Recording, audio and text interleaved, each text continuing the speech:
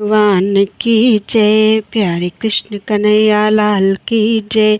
श्री भक्तमाल में आज है चरित्र श्री कबीरदास जी का। 98 वीडियो भक्तमाल के डल चुके हैं। आज हम 99वां बनाएंगे और अब हम नंबर डाला करेंगे। पहले नंबर नहीं डाले हैं, आज से डालेंगे। 99वां वीडियो आज बनाएंगे। बोल वृंदावन बिहारी लाल की जय।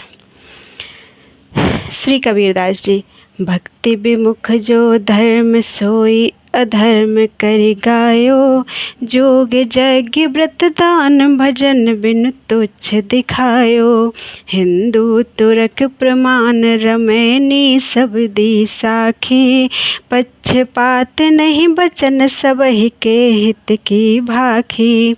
आरूढ़ दशा होए जगत पर, मुख देखी नाहिन भनी।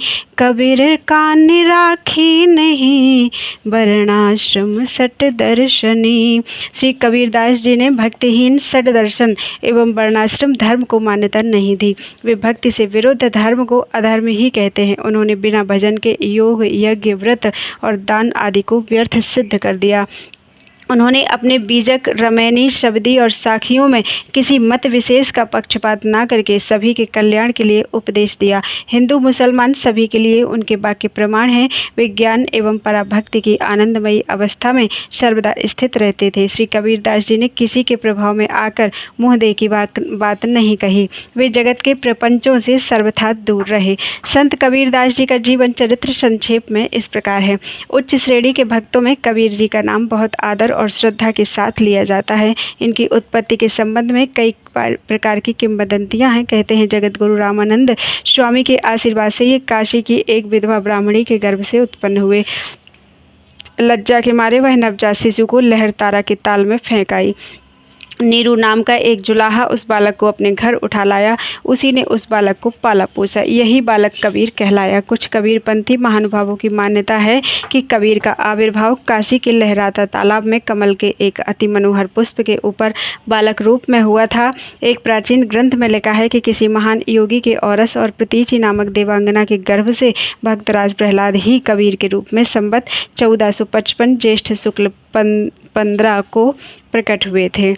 प्रतीचि ने उन्हें कमल के पत्ते पर रखकर लहरतारा तालाब में तैरा दिया था और नीरू नाम के जुलाहा दंपत्ति जब तक आकर उस बालक को नहीं ले गए तब तक प्रतीचि उनकी रक्षा करती रही। कुछ लोगों का यह भी कथन है कि कबीर जन्म से ही मुसलमान थे और सयाने होने पर स्वामी रामानंद के प्रभाव में आकर उन्होंने हिंदू धर्म की बातें जानी। ऐसा प्रसिद्ध है कि एक पहर रात रहते ही कबीर पंचगंगा घाट के सीढ़ियों पर जा पड़े।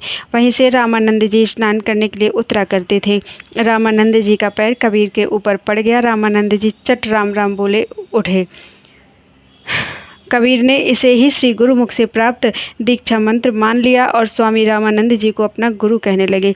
स्वयं कबीर के शब्द हैं, हम काशी में प्रगट भये हैं रामानंद चिताए। मुसलमान कबीरपंथियों की मान्यता है कि कबीर ने प्रसिद्ध सूफी मुसलमान फकीर शेख तकी से दीक्षा ली थी, परंतु कबीर ने शेख तकी का नाम उतने आदर से नहीं लिया है जितना स्वामी रामानंद का। इसके सिवा कबीर ने पीर पीताम्बर का नाम भी विशेष आदर से लिया है। इन बातों से यही सिद्ध होता है कि कबीर ने हिंदू मुसलमान भेदभाव मिटाकर हिंदू भक्तों तथा मुसलमान फकीरों का सत्संग किया है और उनसे जो कुछ भी तत्व प्राप्त हुआ उसे हृदयंगम किया। जनश्रुति के अनुसार कबीर के एक पुत्र और एक पुत्री थी। पुत्र का नाम कमाल और पुत्री का कमाली। इनके स्त्री का नाम लोई बताया जाता है। इस छोटे से परिवार के पालन के लिए कबीर को अपने करघे पर कठिन परिश्रम करना पड़ता था। घर में साधु संतों का जमघट रहता ही था, इसलिए कभी कभी इन्हें फाके मस्ती का मजा भी मिला करता था।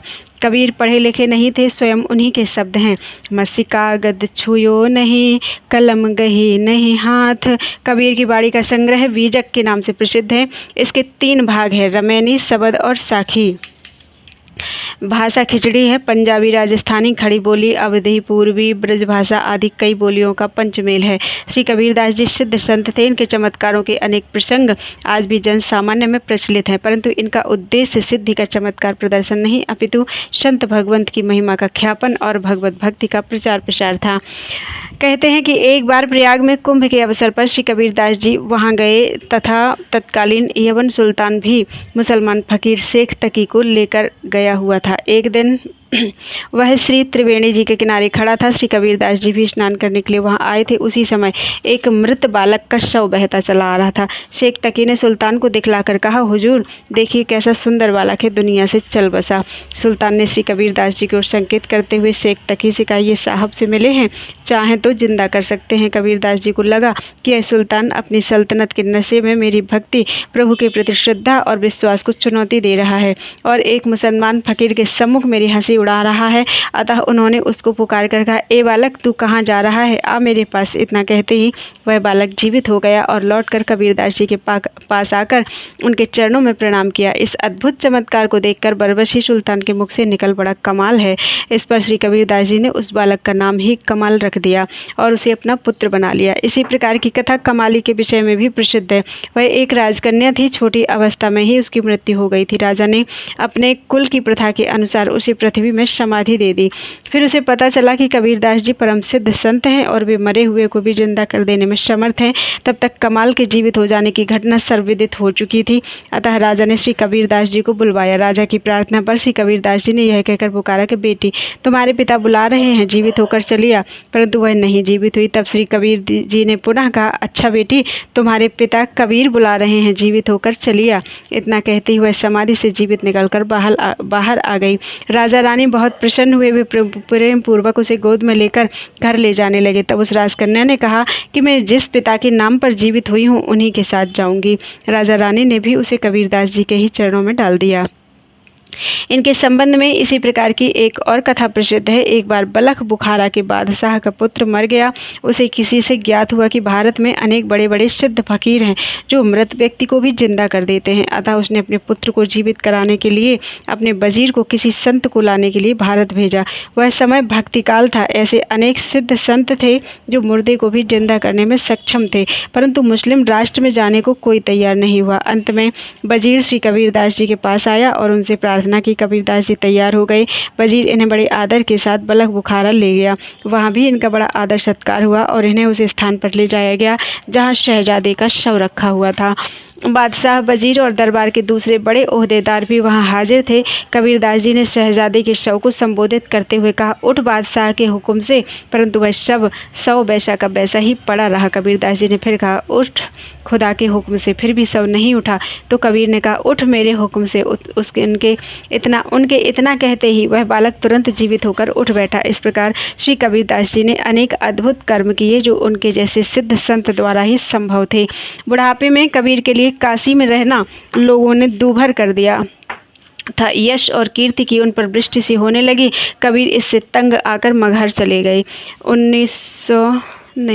119 वर्ष की अवस्था में मगहर में ही उन्होंने शरीर छोड़ा। संत शिरोमणि कबीर का नाम उनकी सरलता और साधुता के लिए संसार में सदा अमर रहेगा। उनकी कुछ साखियों की वानगी लीजिए। ऐसा कोई न मिला सतनाम का मीत, तन मन सौंपे मिरग ज्यों सुन बधिक का गीत। सुख के माथे सिल परे जो नाम हृदय से जाए, बलिहारी बात दुख की जो पल पल नाम रटा। फिर से पढ़ती हूँ। ऐसा कोई ना मिला सत्य नाम का मीत, तन मन सौंपे मिरग ज्यों सुन बधिक का गीत। सुख के माथे सिल परे जो नाम हृदय से जाए, बलिहारी व दुख की जो पल पल नाम रटाए। तन थिर मन थिर बचन थिर सुरत निरत थिर होए, कहे कबीर इस पलक को कल्प न पावे कोय। माली आवत देख के कलियां करें पुकारी, फूली फूली चुन लिए काल हमारी बारी, सोओ तो सुपने मिले, जागो तो मन माहि, लोचन राता सुधि हरी, बिछुरत कबहू नाही, हंस हंस कंत न पाइया, जिन पाया तिन रोए, हाँसी खेले पिउ मिले, तो कौन दुहागिन होए, चूड़ी पटकों पलंग से, चोली लावों आगी, जा कारण यह तन धरा, ना सूती गल लागी, सब रंग तात रवाव तन, बिरह बजावे नित्य, और न कोई सुन सके, कैसाई के चित्त, कबीर प्याला प्रेम का, अंतर लिया लगाए, रोम रोम में रमी रहा, और अमल क्या खाए। कबीरदास जी से संबंधित कुछ घटनाएं इस प्रकार हैं। श्री रामानंद जी का शिष्य बनने की घटना। श्री कबीरदास जी की बुद्धि अत्यंत गंभीर थी और उनका हृदय प्रेम भक्ति से सर्वथा परिपूर्ण एवं अति सरस था। उन्होंने भक्ति भाव को अपनाकर जाति पाति में विवाद समझकर उसे बिल्कुल त्याग दिया था। इसी समय एक दिन आकाशवाणी हुई कि अपने शरीर में तिलक रमाओ, आचार्य श्री रामानंद को अपना गुरु बनाओ, गले में तुलसी माला धारण करो। यह सुनकर कबीरदास जी ने कहा कि मैं उनसे मंत्र दीक्षा कैसे लूँगा, वे मुझे म्लेच्छ मानकर मेरा मुख भी नहीं देखना चाहेंगे। पुनः आकाशवाणी ने कहा, वे गंगा स्नान करने जाते हैं, उस समय मार्ग में अपने को उनके चरणों में डाल देना। नित्य प्रातःकाल ब्रह्म मुहूर्त में ध्यान मगन प्रेमावेश से आप गंगा स्नान करने जाते थे। श्री कबीरदास जी गंगा घाट की सीढ़ी पर लेट गए। यथा समय श्री स्वामी जी पधारे, उनका श्री चरण कबीर जी के सिर पर पड़ गया। सहसा उनके मुख से निकला, राम राम कहो। श्री कबीरदास जी ने कहा, राम नाम को मंत्र दीक्षा के रूप में ग्रहण कर लिया। इस प्रकार आप श्री स्वामी जी के शिष्य बनकर घर को चले आए। श्री कबीरदास जी ने वही किया जैसा कि आकाशवाणी ने कहा था, अर्थात अपने शरीर पर रामानंदीय द्वादश तिलक लगाया और गले में तुलसी कंठी पहन ली। अपने लड़के का साधु वेश देखकर एवं उसे रात दिन राम नाम जपते देखकर माता ने इन्हें बड़ा उत्पात माना और बड़ा हल्ला मचाने लगी कि मेरे लड़के को किसी ने हिंदू बाबा जी बना दिया है।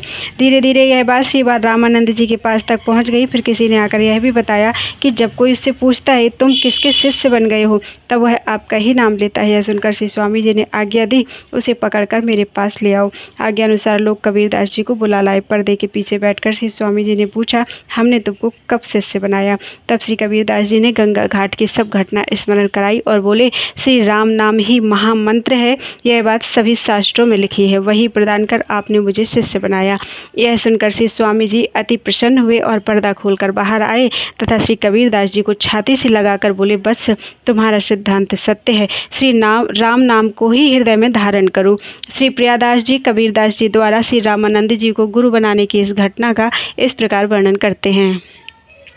अति ही गंभीर मति सरस कबीर ही लियो, भक्ति भाव जाति पाति सब टारिये, भई नभ बन देह तिलक रमानी करो, करो गुरु रामानंद गरे माल डार धारिये, देखे नहीं मुख मेरो मानिक मलेच्छ मुको, जात नहान गंगा कही मग तन डारिये, रजनी के शेष में आवेश स चलत आप, परे पग राम कहे मंत्र सो बिचारिये, कीनी वही बात माला तिलक बनाए गात, माने उत्पात माता सोर की ओ भारिये, पहुँच पुकार रामानंद जू के पास आने, कही को पूछे तुम नाम ले उचारिये, ल्यावो जो पकड़ी बाको कब हम शिष्य कियो, ल्याए करी पर्दा में पूछी कही डारिये, राम नाम मंत्र यही लिखो सब तंत्रनी में, खोली पट मिले साचो मत उर धारिये। बोलो वृंदावन बिहारी लाल की जय। श्री कबीरदास जी की दिनचर्या और उनका भगवत भाव। श्री कबीरदास जी जीवन निर्वाह के लिए ताने बाने से कपड़ा बुनते थे, किंतु उनके हृदय में श्री राम जी का नाम रूप मंडराया करता था। वे कपड़ा उतना ही बुनते थे जितने से परिवार का खर्चा चल जाए। एक बार बाजार में कपड़ा बेचने के लिए आप खड़े थे। एक साधु आपके पास आकर बोला कि मुझे कपड़ा दीजिए, मेरे पास पहनने के लिए कुछ नहीं है। तब आप उसे आधा थान फाड़कर देने लगे तो उसने कहा, इस आधे थान से मेरा काम नहीं चलेगा। श्री कबीरदास जी ने कहा, यदि पूरा थान लेने का निश्चय आपने अपने मन में किया है तो लीजिए यह पूरा थान ही लीजिए। श्री कबीरदास जी के घर पर उनकी स्त्री लोई, माता नीमा, पुत्र कमाल और पुत्री कमाली ये सभी रास्ता देख रहे थे। घर में भोजन सामग्री का अभाव था, अतः सभी भूखे थे। कपड़ा बेचकर मूलधन से सूत और मुनाफे से सामान खरीद कर आता था, उसी से निर्वाह होता था। दूसरे दिन के लिए कुछ बचता ही नहीं था।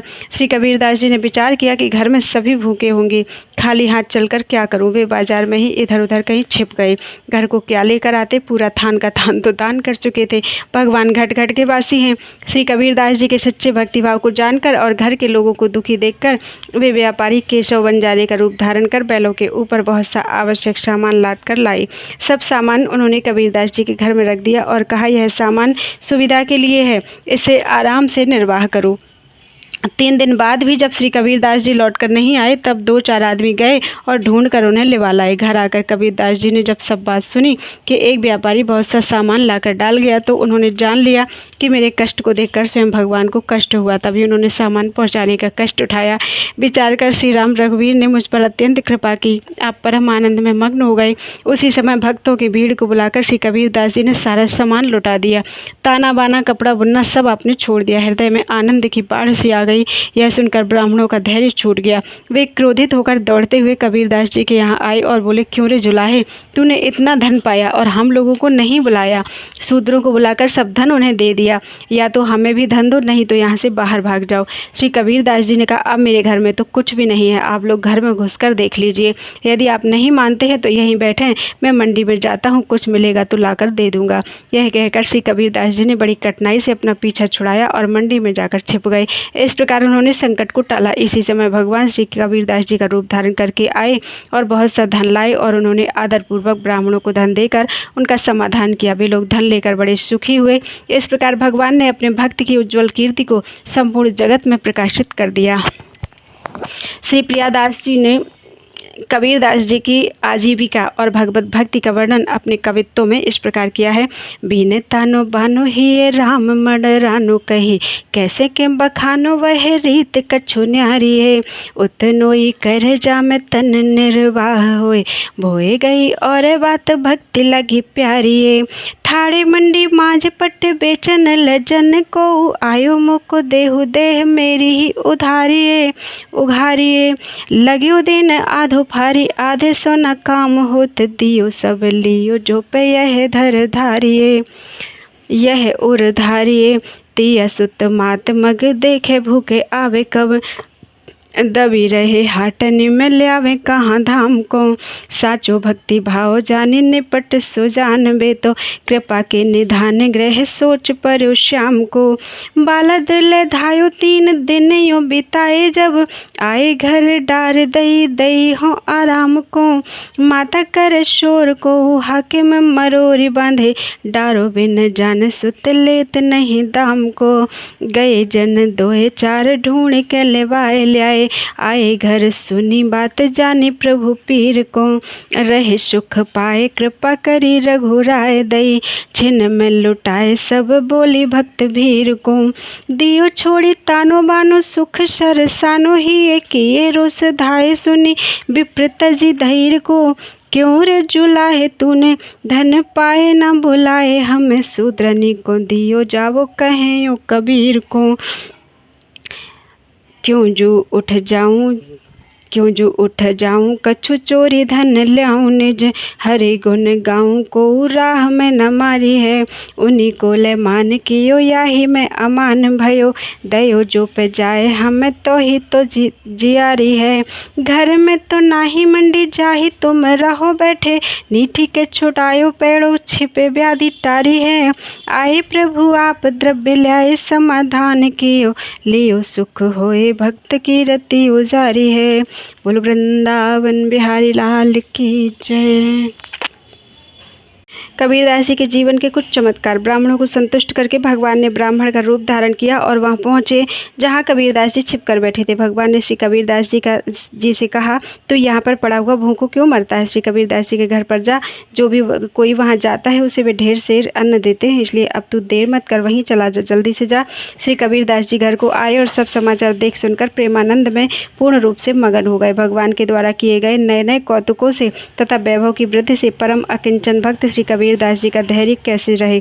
बढ़ती हुई प्रतिष्ठा को घटाने के लिए श्री कबीरदास जी ने भी नए नए कौतुकों की रचना प्रारंभ कर दी।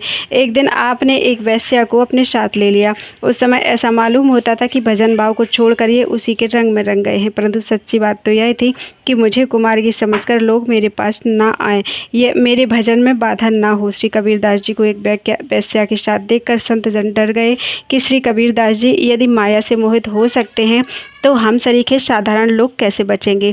और दुष्टों के मन में बड़ा भारी सुख हुआ। वे कहने लगे, हम तो कहते ही थे कि यह ढोंगी है। हमारी बात सच निकली। श्री कबीरदास जी ने जब संत और असंतों के ऐसे भाव जाने तब वे वैश्या को साथ लिए हुए वहां पहुंचे जहां काशी के राजा की सभा लगी हुई थी। राजा ने शिष्य होते हुए भी इनका कुछ भी सम्मान नहीं किया। फिर भी ये वहां बैठ गए और मानसी भाव से श्री जगन्नाथ भगवान का ध्यान करने लगे।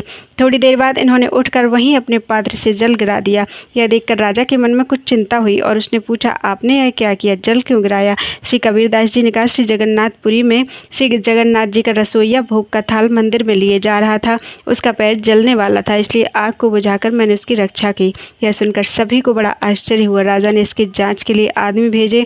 उन्होंने लौटकर समाचार दिया कि कबीरदास जी की बात सत्य है, बिल्कुल सत्य है। राजा ने मन में अपना अपराध मानकर रानी से कहा कि श्री कबीरदास जी की वह बात तो सत्य निकली। राजसभा में कृपा करके पधारे, मैंने उनका अपमान किया, इसलिए मेरे मन में बड़ा भारी दुख है। इस अपराध से बचने के लिए मैं कौन सा उपाय करूं। रानी ने कहा कि उन्हीं की शरण में जाने से काम बनेगा। तब राजा ने घास का एक बड़ा भारी बोझ सिर पर रख लिया और गले में कुल्हाड़ी बांध ली। इस प्रकार भाव में भीगा हुआ राजा रानी को साथ में लेकर श्री कबीरदास जी की शरण में चला। राजा रानी ने लोक लज्जा का सर्वथा परित्याग कर दिया था। दोनों बाजार से होकर निकले। हमने बड़ा अनुचित कार्य किया है, ऐसा सोच सोचकर उनका शरीर क्षण प्रतिक्षण क्षीण हो रहा था। श्री कबीरदास जी ने दूर से राजा को आते देखा तो अत्यंत व्याकुल हो गए। वे उठकर राजा के पास आए और उन्होंने घास का बोझ उतरवा दिया, गले से कुल्हाड़ी खुलवा दी। राजा रानी के भाव से श्री कबीरदास जी अत्यंत संतुष्ट हो गए। मैं तुम्हारे ऊपर रुष्ट नहीं हूँ, ऐसा कहते हुए उन्होंने उपदेश देकर उन्हें आनंदित किया। श्री कबीरदास जी के इन चरित्रों का प्रियादास जी ने अपने कवित्वों में इस प्रकार वर्णन किया है।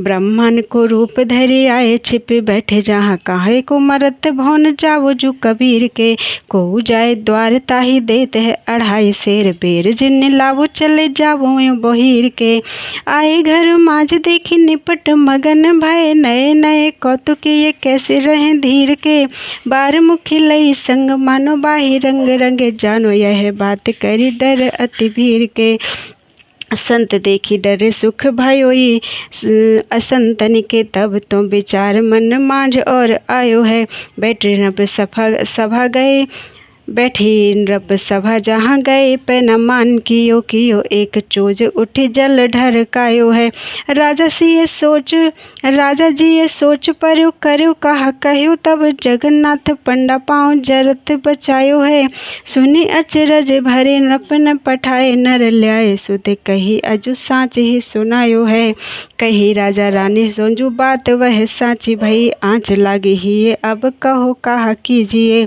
चले ही बनत चले शीस तृण बोझ भारी घरे सो कुरहारी बांध तिया संग भीजिए निक से बाजार हुए के डार दई लोक लाज कियो में अकाज छिन छिन तन छीजिए दूर ते कबीर देखी हुए गए अधीर महा आए उठी आगे कहो डार मत रीझिए। बोल वृंदावन बिहारी लाल की जय। कबीरदास जी और बादशाह सिकंदर लोदी। श्री कबीरदास जी की बढ़ती हुई महिमा को देखकर ब्राह्मणों के हृदय में ईर्ष्या पैदा हो गई। उस समय भारत का तत्कालीन बादशाह सिकंदर लोदी काशी आया हुआ था। भक्ति विमुख ब्राह्मणों ने श्री कबीरदास जी की माता को भी अपने पक्ष में कर लिया और इकट्ठे होकर सिकंदर लोदी के दरबार में गए। सबों ने पुकार की कि इस कबीरदास जी ने सारे गांव को दुखी कर रखा है, मुसलमान होकर हिंदू बाबा जी बन गया है, किसी धर्म को न मानकर ढोंग फैलाता है। बादशाह ने तुरंत आज्ञा दे दी कि उसे अभी पकड़कर मेरे पास ले आओ, मैं उसे देखूंगा कि वह कैसा है, मक्कार है। बादशाह की आज्ञा पाकर सिपाही लोग श्री कबीरदास जी को ले आए और बादशाह के सामने खड़ा कर दिया। तब किसी काजी ने श्री कबीरदास जी से कहा, ये बादशाह सलामत है, इन्हें सलाम करो। उन्होंने उत्तर दिया कि हम श्री राम के अतिरिक्त दूसरे किसी को सलाम करना जानते ही नहीं हैं। श्री कबीरदास जी की बातें सुनकर बादशाह ने इन्हें लोहे की जंजीर से बंधवाकर गंगा जी की धारा में डुबा दिया, परंतु ये जीवित ही रहे। लोहे की जंजीरें न जाने कहाँ गायब हो गई। ये गंगा जी की धार से निकलकर तट पर खड़े हो गए। पश्चात बादशाह की आज्ञा से बहुत सी लकड़ियों में इन्हें दबाकर आग लगा दी गई। उस समय नया आश्चर्य हुआ, सभी लकड़ियां जलकर भस्म हो गई और इनका शरीर इस प्रकार चमकने लगा जैसे देखकर तपे हुए सोने की चमक भी लज्जित हो जाए। जब यह उपाय भी व्यर्थ हो गया तो एक मतवाला हाथी लाकर उसे उनके ऊपर झपटाया गया, परंतु लाख प्रयत्न करने पर भी हाथी श्री कबीरदास जी के पास नहीं आया। बड़ी जोर से चिंगाड़ कर वह दूर भाग जाता था। इनके समीप में हाथी के न आने का कारण यह था कि स्वयं श्री राम जी सिंह का रूप धारण करके श्री कबीरदास जी के आगे बैठे थे। बादशाह सिकंदर लोदी ने श्री कबीरदास जी का ऐसा अद्भुत प्रभाव देखा तो वह सिंहासन से कूद कर इनके चरणों में गिर पड़ा और हाथ जोड़कर प्रार्थना करने लगा कि अब आप कृपा करके ईश्वर के कोप से मुझे बचाइए। श्री कबीरदास जी ने कहा, अब कभी भी किसी साधु संत के ऊपर ऐसा गजब न करना। बादशाह ने कहा, प्रभु, गांव देश तथा अनेक सुख सुविधा के सभी सामान जो जो आप चाहें वह सब मैं आपको दूंगा। तब आपने उत्तर दिया, हम तो केवल श्री राम जी को चाहते हैं और उन्हीं को अष्टप्रहर जपते हैं। दूसरे किसी धन से हमारा कुछ भी प्रयोजन नहीं है। इस प्रकार बादशाह से सम्मानित होकर आप अपने घर आए। श्री कबीरदास जी की विजय से वे विरोधी ब्राह्मण लोग अत्यंत लज्जित हुए। साधुओं से शाप दिलाकर इन्हें परास्त करने के विचार से उन्होंने अपने में से 4 ब्राह्मणों के सुंदर बैरागी साधुओं के से वेश बनाए। उन चारों को चारों दिशाओं में भेज दिया। वे लोग दूर दूर तक गाँव में साधुओं के स्थानों और नामों को पूछ पूछ कर सब जगह सबको न्योता दे आए कि अमुक दिन श्री कबीरदास जी का भंडारा है, वस्त्र और दक्षिणा का भी प्रबंध है, आप पधारें। भंडारा सुनकर अगले साधु संत कबीरदास जी के यहाँ आए। तब आप घर से अलग कहीं दूर जाकर छिप गए। अपने भक्त की प्रतिष्ठा रखने के लिए भगवान स्वयं कबीरदास जी का रूप धारण करके आ गए और भंडारे का प्रबंध करने लगे। बड़ी बड़ी पंक्तियां बैठ गईं। अब कबीरदास जी भी आकर इन्हीं में मिल गए। भगवान ने खिला पिलाकर और दान सम्मान से सभी साधु संतों को तथा श्री कबीरदास जी को भी अच्छी प्रकार से प्रसन्न किया। उक्त घटनाओं का वर्णन श्री प्रियादास जी ने अपने कवित्तों में इस प्रकार किया है। देखे के प्रभाव फेरी उपजो अभाव द्विज, आयो बादशाह सो सिकंदर सुनाओ है।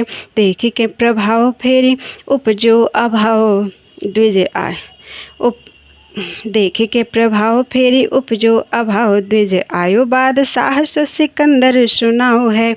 विमुख समूह संग माता हूँ मिलाए ले, जाए के पुकारे जो दुखायो सब गाँव है। ल्यावो रे पकर बाके देखो मैं मकर, कैसो अकर मिटाऊँ गाढ़े जकर तनाव है। आने ठाड़े किए काजी कहत सलाम करो, जाने न सलाम जाने राम गाढ़े पाँव है।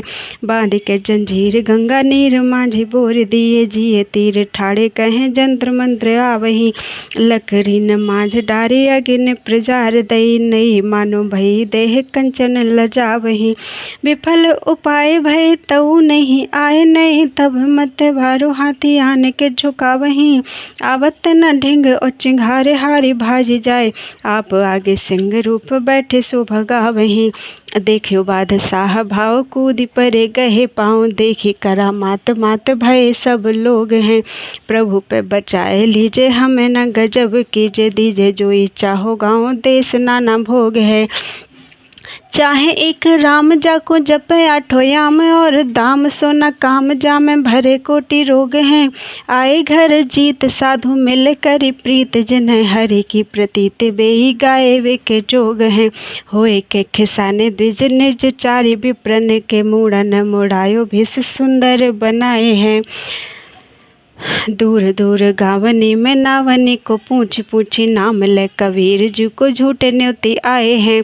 आए सब साधु सुनिए तो दूरी गए, क्यों चहूँ दिसी संतन के फिरे हरि धाए हैं। इन्हीं को रूप धारे न्यारे न्यारे ठौर बैठे, एवं मिले गए निके पोसी के रिझाए हैं। बोल वृंदावन बिहारी लाल की जय। भगवान का कबीरदास जी को दर्शन देना। श्री कबीरदास जी को मोहित करने के लिए स्वर्गलोक से एक अप्सरा सुंदर वेशभूषा बनाकर आई, लेकिन इनके हृदय में दृढ़ भक्तिभाव को देखकर वह वापस चली गई, क्योंकि उसकी लाग नहीं लगी। श्री कबीरदास जी के सम्मुख आकर भगवान ने अपना चतुर्भुज रूप प्रकट कर दिया। उनका दर्शन करके इनके नेत्र सफल हो गए। ऐसे परम सौभाग्यशाली संत श्री कबीरदास जी थे।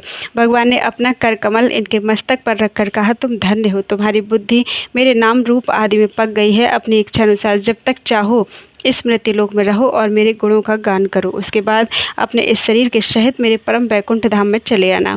मगहर में जाकर आपने भगवत भक्ति का प्रताप दिखाया, भक्ति का प्रचार किया। अंत समय में आपने बहुत से पुष्प मंगाए, उन्हें बिछाकर लेट गए और भगवान से जा मिले। इस घटना का भक्तमाल के टीकाकार श्री प्रियादास जी महाराज ने इस प्रकार वर्णन किया है। आई अब छरी वे के लिए बेस की यही, ये देखी गाढ़े फिर गई नहीं लागी है। चतुर्भुज रूप प्रभु आने के प्रगट की, ओलियो फल नैननी को बड़ो बड़ भागी है। शीश धरे हाथ तन साथ मेरे धाम, आवो गावो गुण रहो जोलो तेरी मति पागी है। मगह में जाए भक्ति भाव को दिखाए बहु, फूलन मगाए पौड़ी में ले हरी रागी है। बोल वृंदावन बिहारी लाल की जय।